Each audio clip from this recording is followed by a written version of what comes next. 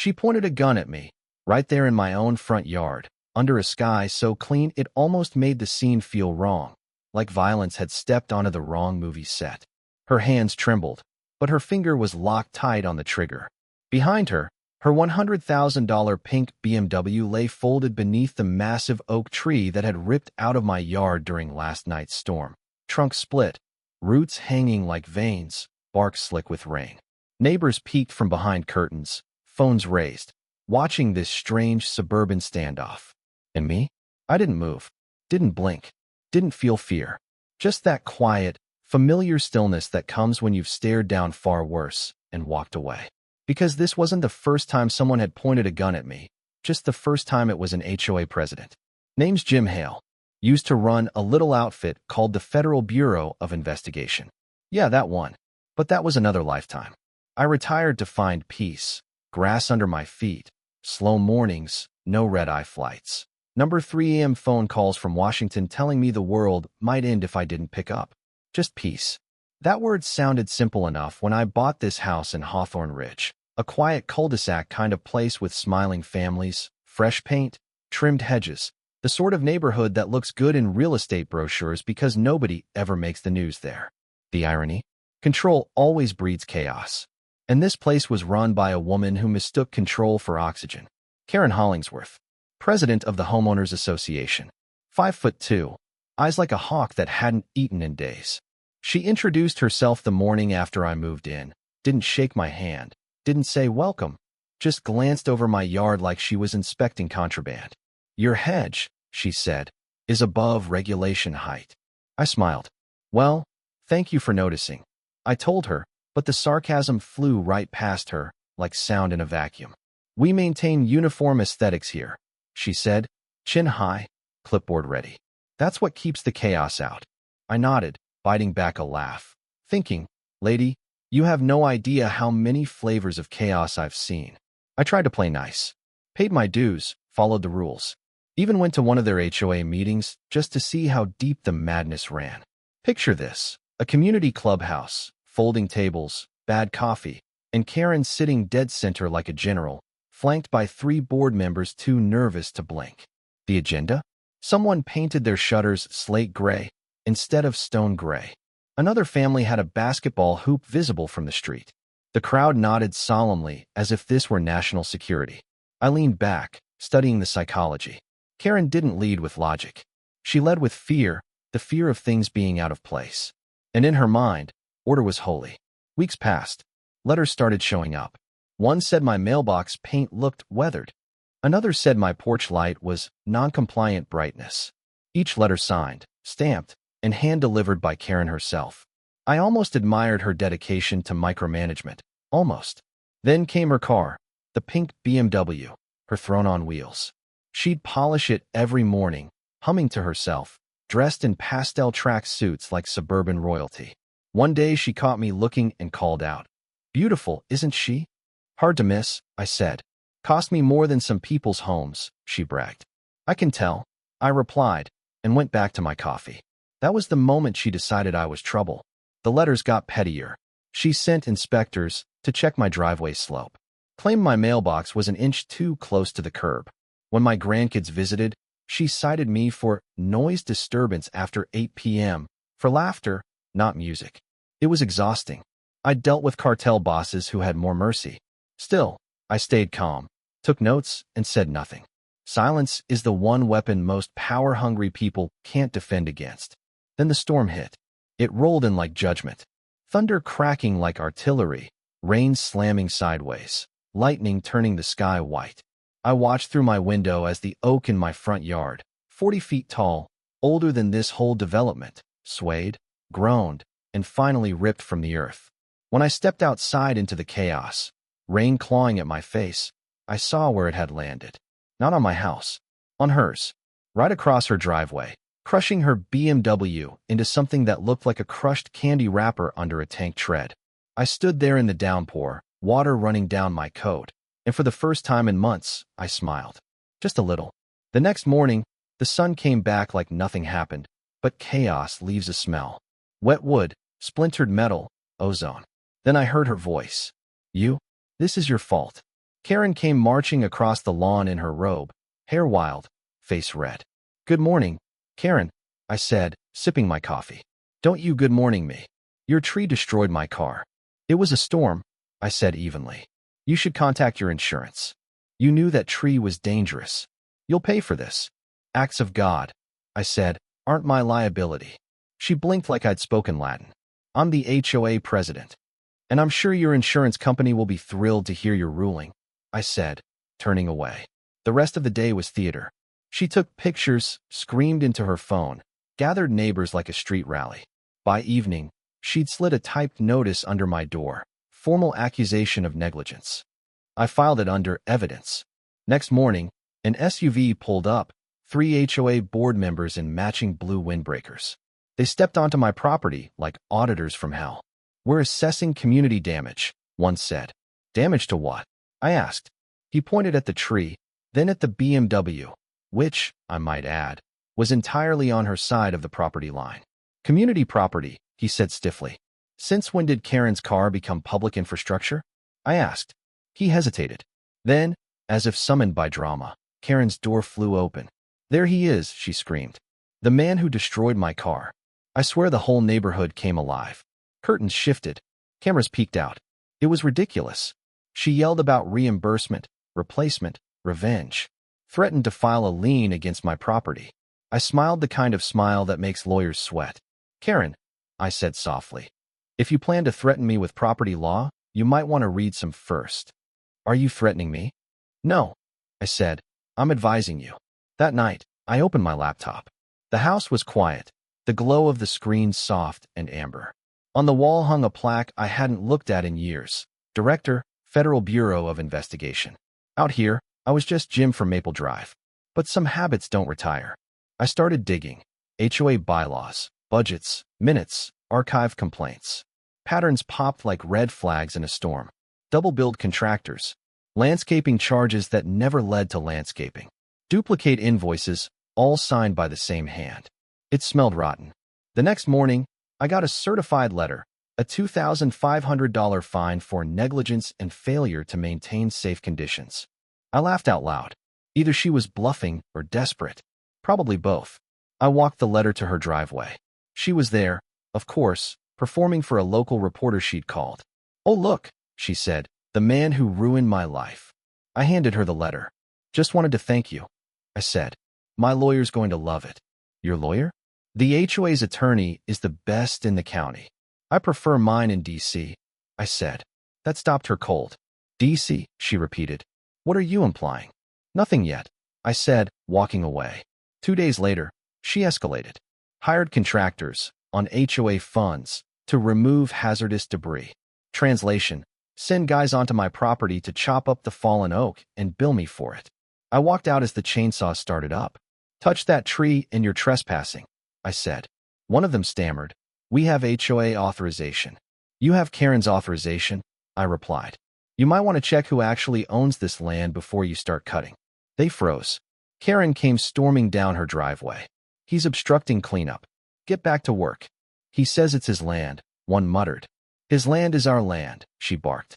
"Everything in this neighborhood is HOA jurisdiction." I took a step closer. "Karen," I said quietly, "you just said that on camera." She went pale. "What camera?" I pointed to the small black dome on my porch. "Smile." That night, a handwritten note slid under my door. "You've made a dangerous mistake. I'm not afraid of you." I read it twice. Because people who aren't afraid don't write notes in the dark. The next morning, there was a small box on my porch. No label. Inside, a single bullet, polished clean. It wasn't fear I felt. It was focus. Because the war she'd just declared? She had no idea who she was fighting. There's a kind of silence that settles right before things go bad. The kind that makes the air feel too still, too polite, like it's holding its breath for you. I'd felt it before. In interrogation rooms. In parking lots before raids. But never on my own front lawn, in a neighborhood with pastel mailboxes and HOA newsletters. That morning, 9:17 a.m., coffee still hot, dew still on the grass, she came for me. Her white Range Rover screeched to a stop like a scene from a bad cop show. She jumped out, hair a mess, eyes wild, clutching a manila folder thick enough to choke a paper shredder. Get out here, Hale, she yelled. I stepped onto the porch, slow. Morning, Karen, I said. Something wrong. You think this is funny? She waved the folder like a sword. You forged those documents you gave the board. You're trying to destroy me. Papers flew into the air, spinning in the wind.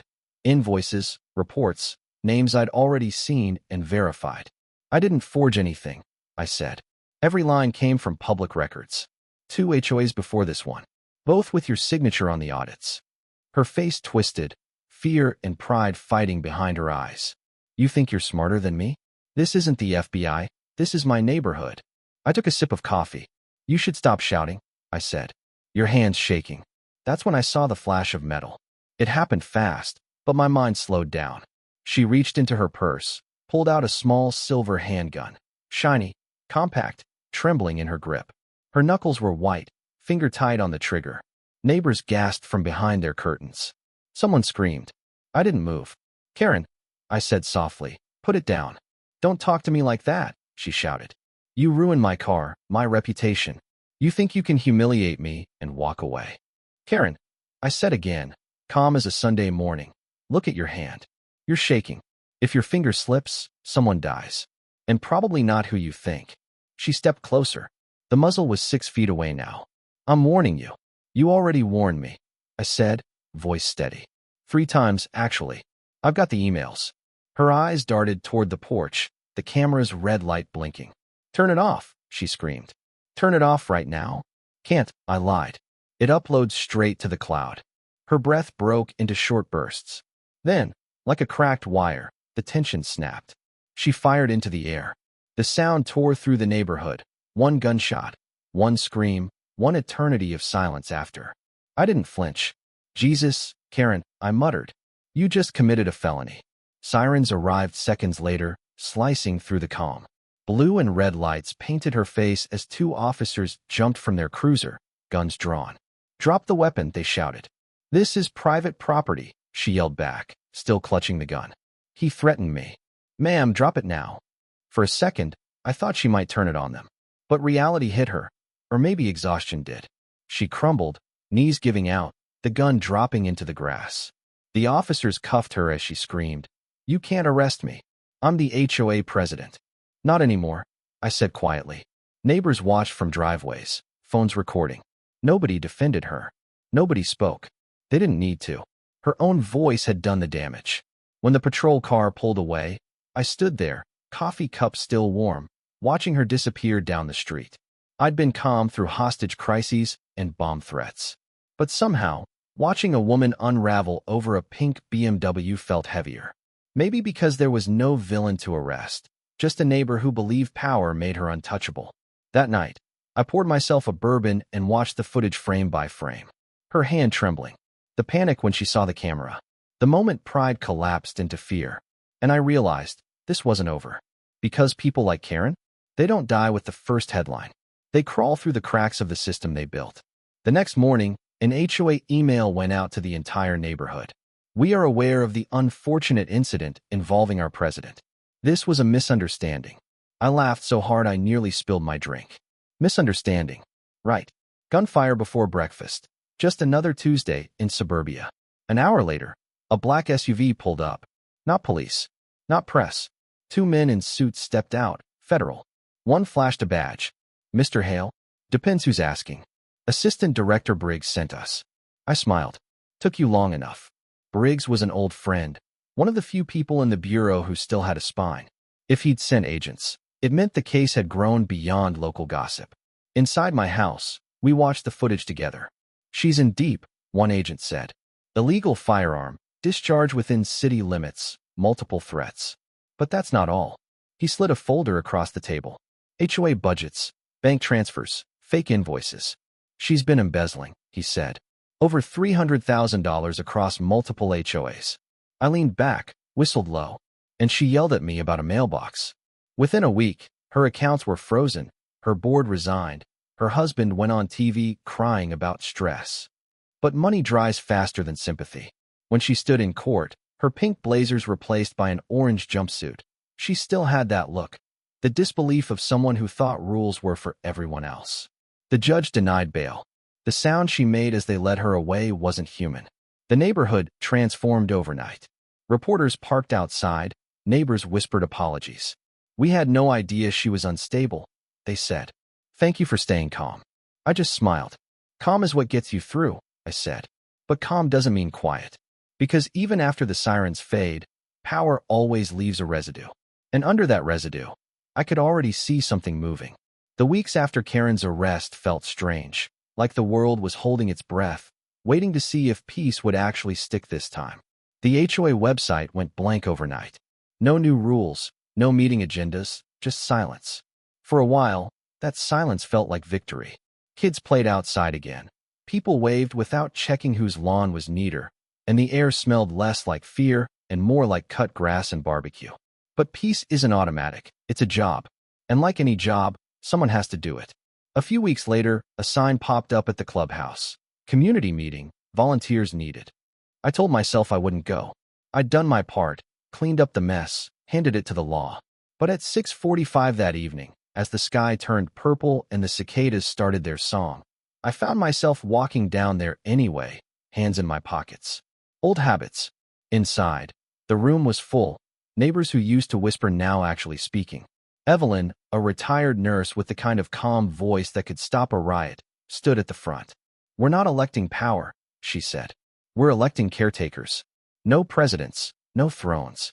Just people to keep the lights on and the books straight. Hands went up. A teacher, a plumber, a young mom with twins.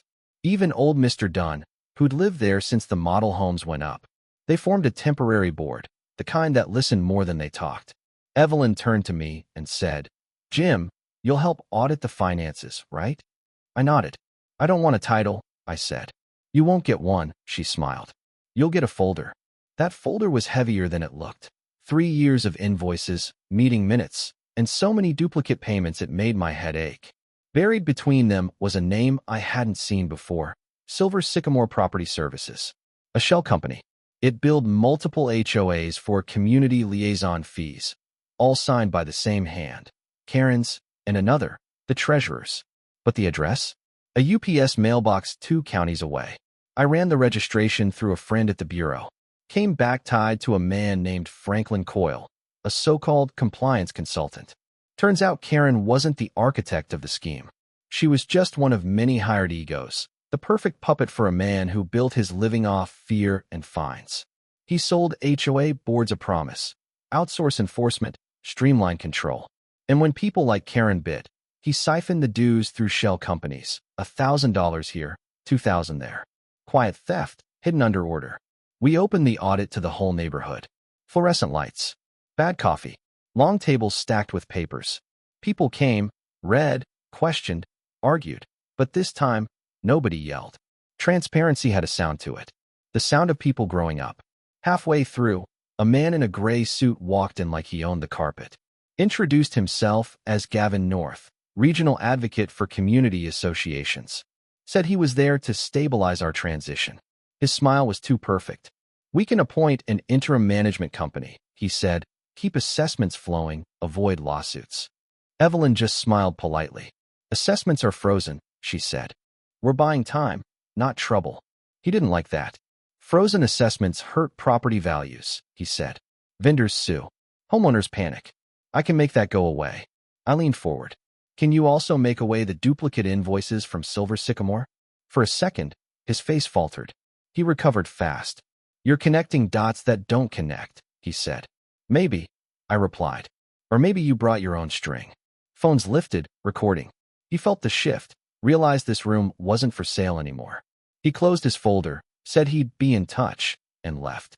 The door clicked shut like punctuation. The next morning, Briggs called. We served warrants on Coyle, he said.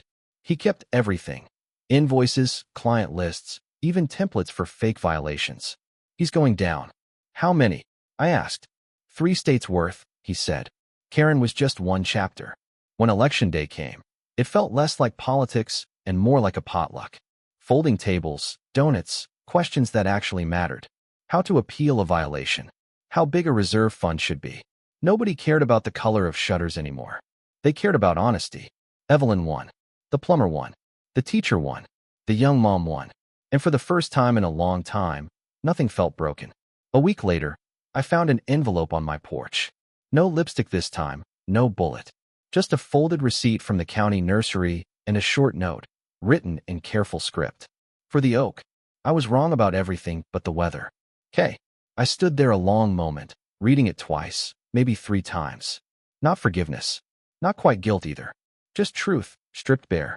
By spring, we'd replanted trees around the clubhouse. Magnolias, maples, one oak for every scar the storm left behind. The neighborhood stopped chasing perfection and started planting roots. And me? I spent my mornings like I'd promised myself years ago, coffee in hand, grass underfoot, no gunfire, no shouting. Just the wind moving through the new oak in my yard, whispering like it understood the whole damn story.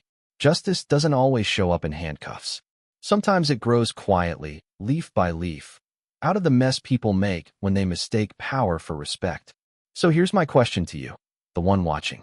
Have you ever faced your own Karen? The boss, the neighbor, the one who thinks rules are shields instead of mirrors?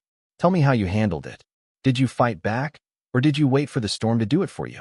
Because peace doesn't come from winning the argument. It comes from knowing when to stop giving chaos an audience. Now, your turn. Tell me in the comments, right or wrong, what would you have done? And if you've got your own HOA story, share it. Because trust me, the next storm is always coming. And sometimes, karma hits harder than the wind.